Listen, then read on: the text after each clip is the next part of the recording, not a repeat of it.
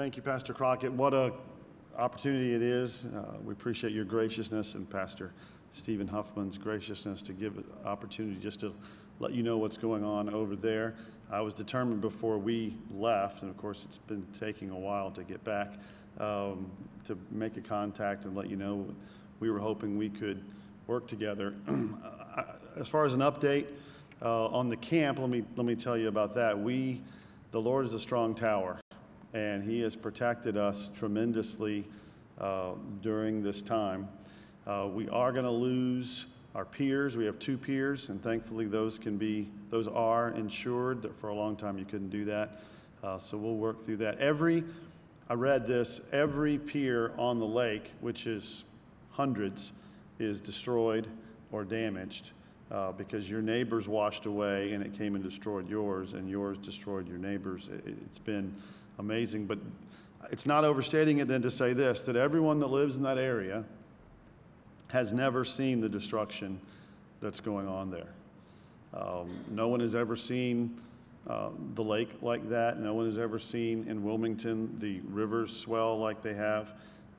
And so there's water standing in places that just never has stood before. Well, since Shem and Ham were playing shuffleboard, I guess, on the deck, that's the last time. So the devastation, and it's this way with the flood. I heard him saying today that South Carolina is next because all that water is heading south.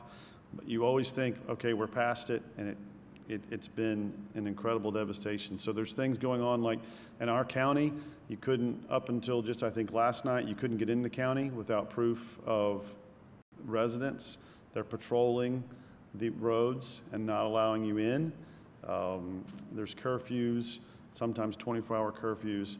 It's just, and people's homes are devastated.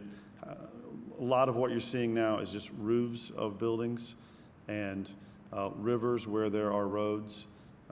It's amazing. So I was thrilled when Pastor Huffman called me today because now we don't have that damage and we are starting to get some power back on our own property.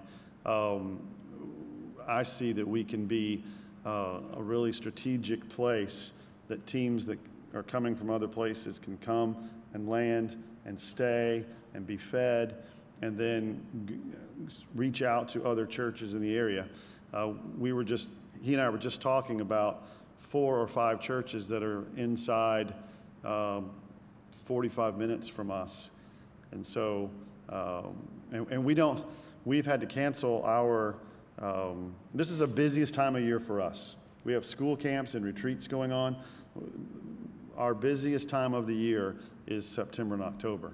And so we're getting ready to move into, next week will be week 3 where we don't have anyone there. But even if we do have people there, our housing is such that we can accommodate many more that are coming to work and those kinds of things. So our prayer at the Anchorage is that this devastation would be a missionary event, in that there would be opportunity then to share the gospel as we help others who need it.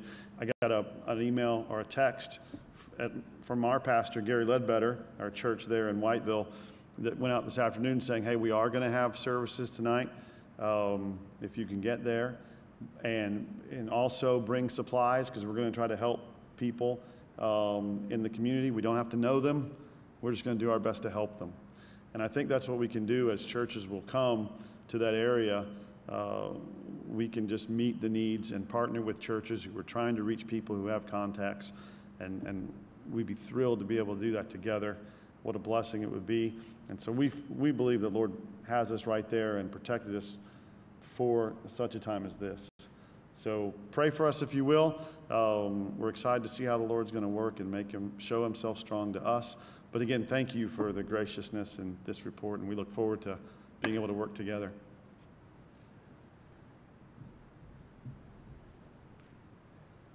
Thank you, Aaron. And we may be able to hear from Aaron again on Sunday, depending on whether or not he's able to go back. But let's again stay in contact with the church, and we're already working on our Love Works outreach campaign for the fall, and now that's transitioning into hurricane relief outreach campaign. So we're excited about ways that we can help out. If you do have kids or teens, this would be a good time for you to be dismissed, to pick them up. If you don't, feel free to stay and pray. I know we cut the prayer time short with the different reports tonight, so you're free to stay as long as you need to pray, and we'll keep you updated. Again, the Travers will be at the fountain if you want to say hello to them.